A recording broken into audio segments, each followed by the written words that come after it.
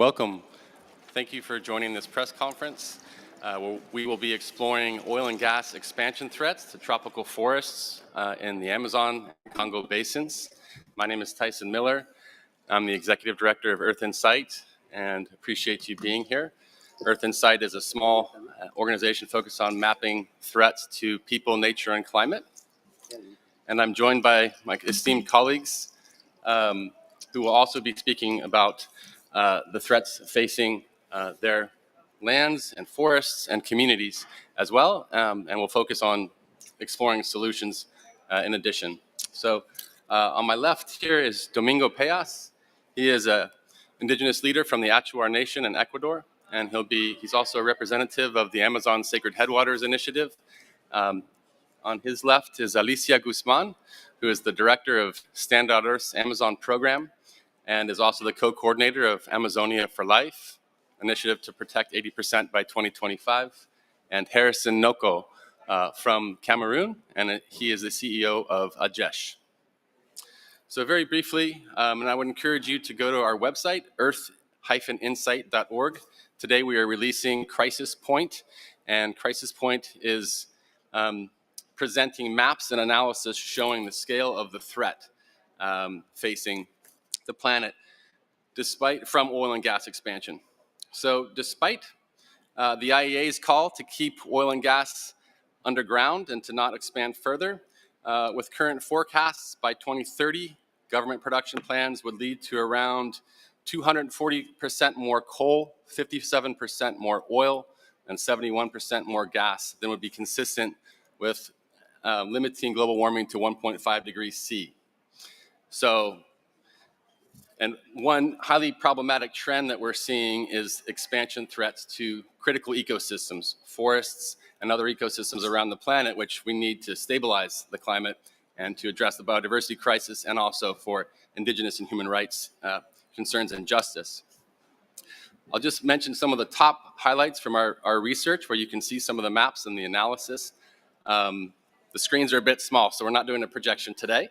But essentially, what we found in looking at the Amazon and the Congo basins and tracking oil and gas overlap is that about 135 million hectares of undisturbed tropical forest are now in oil and gas blocks. So this is a mix of production blocks and blocks that have been designated for expansion, which is highly troubling, as we all know. In Africa, there could be a fourfold increase in oil and gas expansion, especially with the current Russian occupation of Ukraine. A lot of European demand is heading south and the like.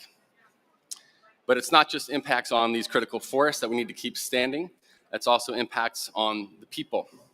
So more than 20% of the total populations in these regions, or up to 45 million people, are now currently in oil and gas blocks, inclusive of a very significant number of indigenous and local communities. Also, more than 25,000 populated places, villages, towns, and cities are also within these oil and gas blocks. There is an opportunity for us if the expansion doesn't happen, and if the countries and regions that are importing this gas from these critical regions choose not to, and the banks choose to not finance this oil and gas expansion.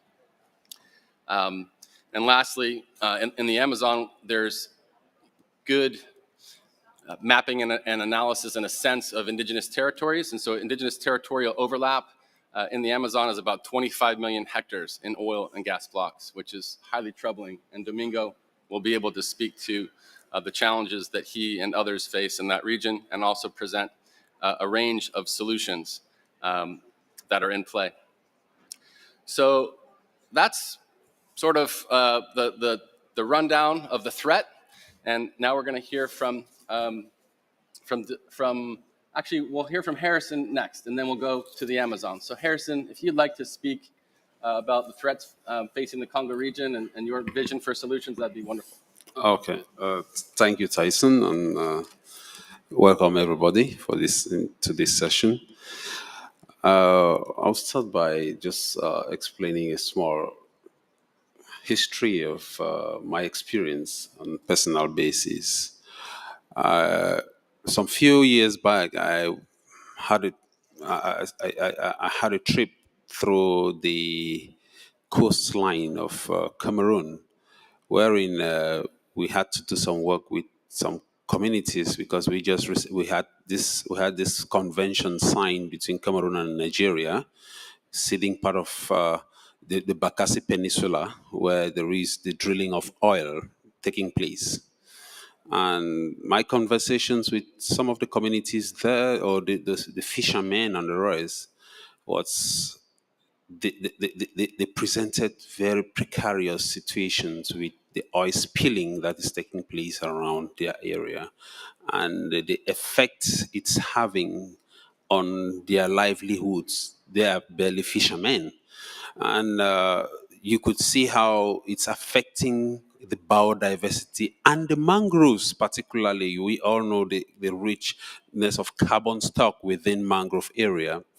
And you could see how these communities are suffering because they never had access again to some of their livelihood activities, which is fishing.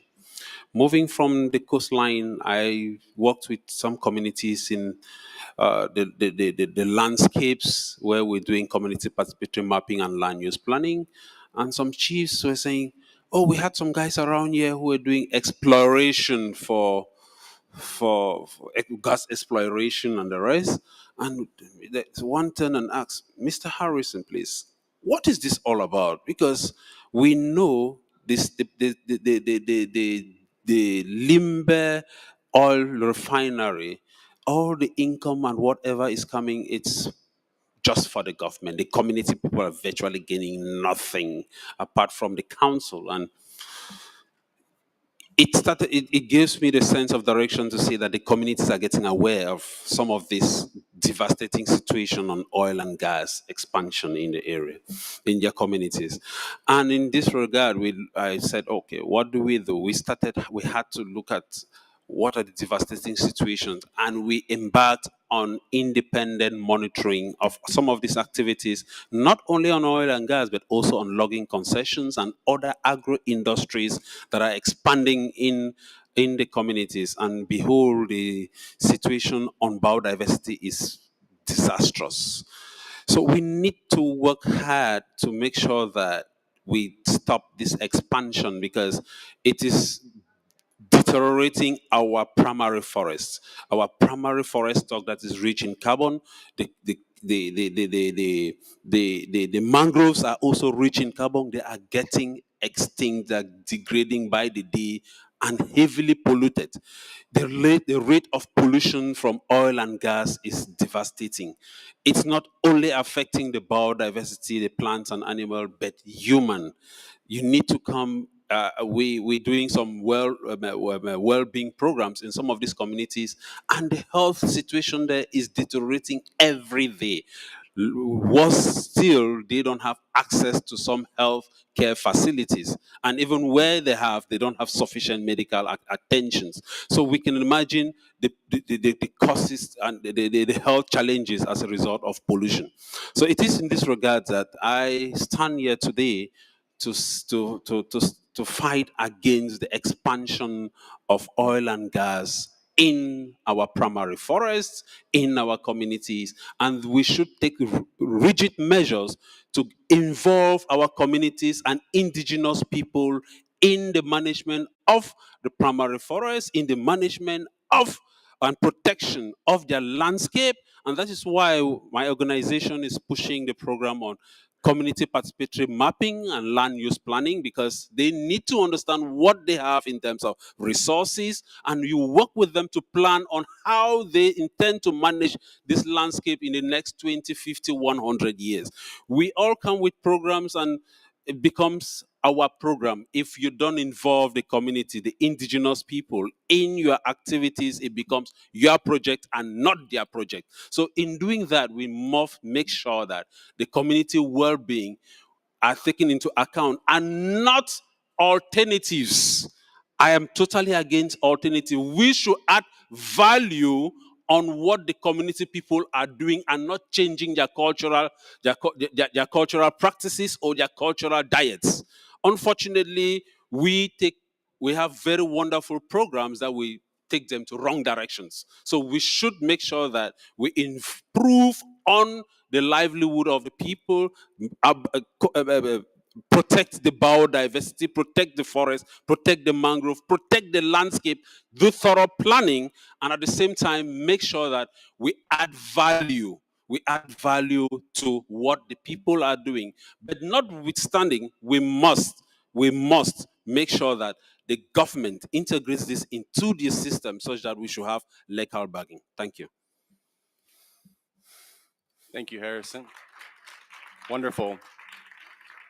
Now we'll hear from Domingo and Alicia. If you're able to help with translation, that would be great. Unless folks have headsets, Alicia will help translate.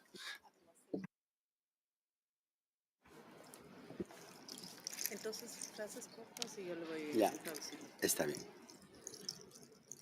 Buenos días. En primer lugar, agradecer al hermano Tyson, ya siento como familia, y del equipo. Good morning. First of all, thanks to Tyson for inviting. I would like to thank Tyson for inviting me to this event. I would like to thank all the communication media and all the people here, men and women, who are honoring us with their presence.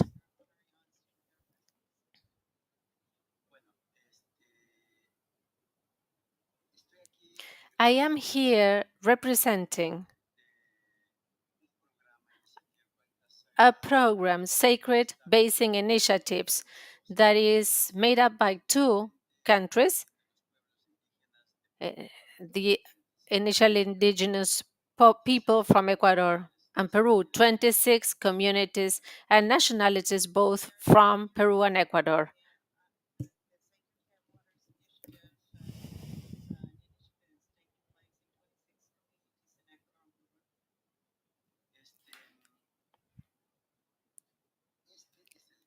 This is the main focus of all the indigenous communities. We have set up a partnership between indigenous communities from Ecuador and Peru by representing organizational standards between our communities.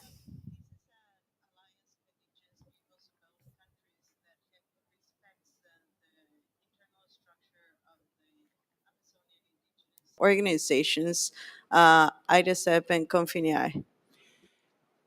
Hemos hecho este programa después de We have designed this program after 30 years of organizational process of indigenous communities that has been there since 1992 to date.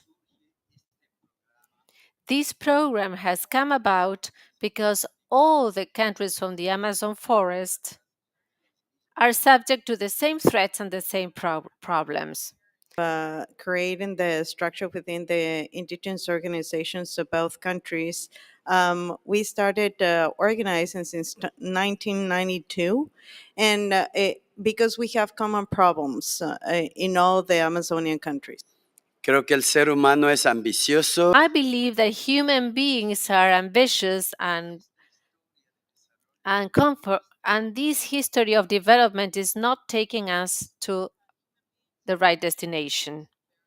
To be in their comfort zone. However, this story that we're living now, it's not taking us to a good place. En sí, cuencas sagradas es In fact, these sacred basins in same time protecting the 35 million hectares between Ecuador and Peru, the most highly biodiverse area in the world. Of the sacred waters aims at protecting 35 million hectares of pristine forest between Ecuador and Peru. Focused on what is governance, the territorial indigenous governance,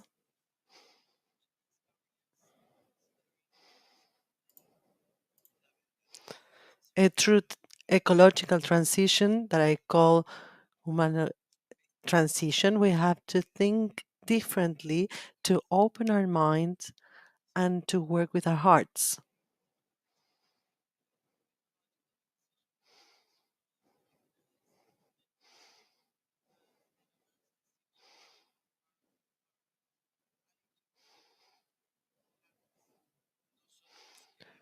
What we wish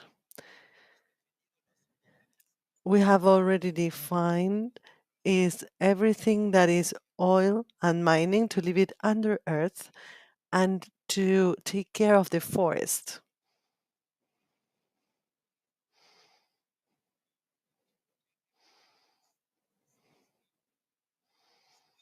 It is very important that we all know that the highest percentage of energy, of power, is fueled with oil, but we need to prepare when oil is over. What will happen with the next generations?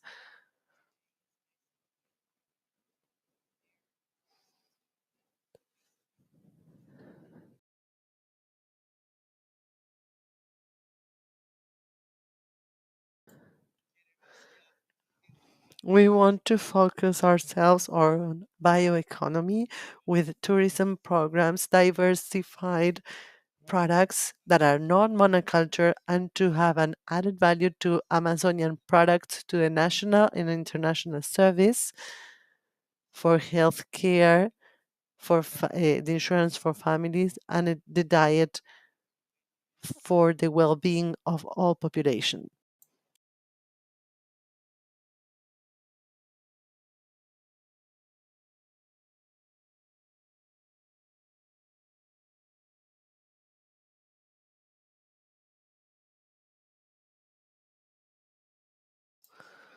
So, to conclude, I am here to call upon the creation of a human awareness, especially among youngsters, among young women, young men, because they are the following governors and the ones that will be in charge of governance.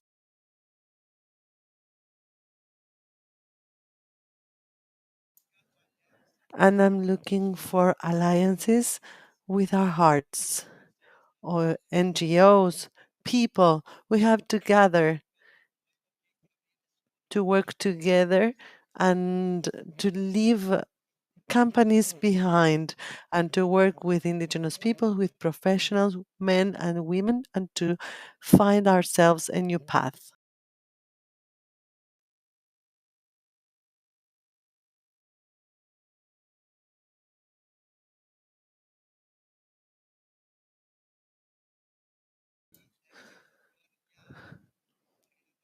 We need to focus on the creation of programs so that investors and big companies that have damaged the Amazonia, now they should reinvest in the restoration, reforestation of nature that's been destroyed.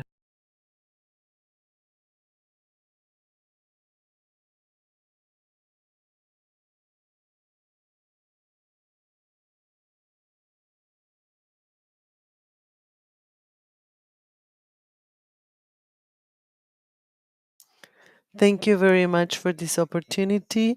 I'm here thanks to the friends all over the world that we're working together for the well being of humanity.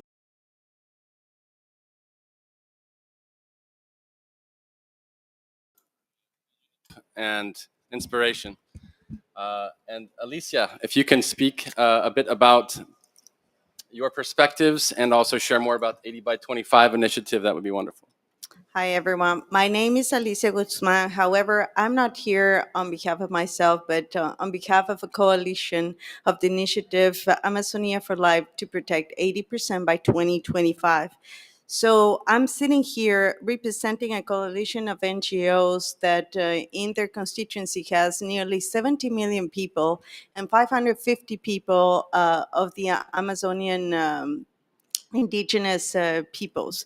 So unfortunately, due to visa problems, we couldn't have the COICA leader here today, but I will try to do my best to be at his level. Basically, I would like, there's so many numbers here, but I would like you to retain this morning these three numbers. First of all, the Amazonia has reached its tipping point, and although we keep on using these terms that are so far away from our reality, I just want to everyone understand that a tipping point scenario means that the Amazonia cannot regenerate itself. If it was a human body, its signal will be a metastasis. So we are at that brink of metastasis in the Amazonia. That will be the first message I want to bring in today. So how did it happen? Well, there are many drivers in the Amazonia, and in each country, the drivers change. We can talk about leather in Brazil, but in the Western Amazonia, that it's Colombia, Ecuador, Peru, we are talking about oil. Um, Oil, it's a legal driver because it's driven by governments and the concessions. So being at COP15, where we are here, those people, the parties that will be making the decisions in this COP are key to revert the tipping point in the Amazonia. Oil has been there for 50 years. We're still talking as extractives as the solution for poverty in our countries. Well, guess what? People in the Amazon have, in most of the Amazonian countries, the highest levels of poverty, malnutrition, cancer, and other illnesses. So I don't know if any of you have been in Ecuador. Ecuador is the tiniest country in South America. So we have less than 2% of the Amazonia, and yet 52% of our Amazonia, it's an oil block. So half of the Amazonia in Ecuador, that's this big, it's an oil block. In fact, we have the highest density of oil blocks in all the Amazonia. 89% of of all the Amazonian oil, this is the second fact I would like you to retain, 89%. So most of all the oil that comes from the Amazon region comes from my country. Where does it go? So who is responsible? Because we need to understand the supply chains and the responsibilities of all of us while we are where the source of oil is, and where does it go? It goes to California. And more than half of the oil of the Amazon goes to California. Just two more bullet points before I leave you with the main ideas. We have to understand that all of us are in these big oil industries somehow when you buy a car, but also the international banks. Who's financing the oil projects? US banks and other banks around the world. Who is financing the oil trade?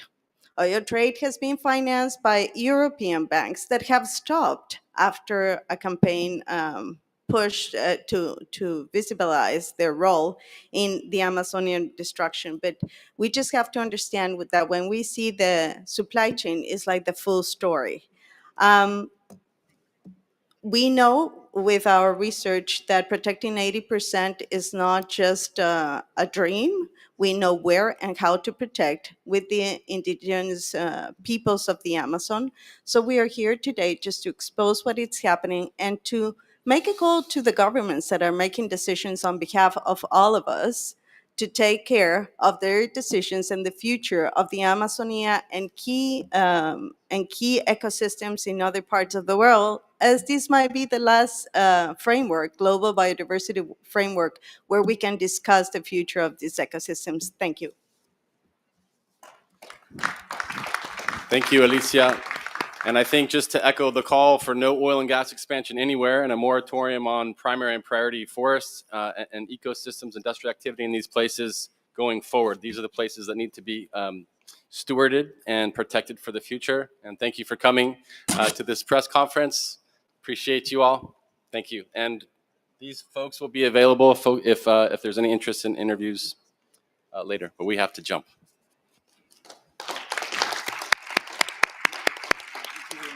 Muchas gracias.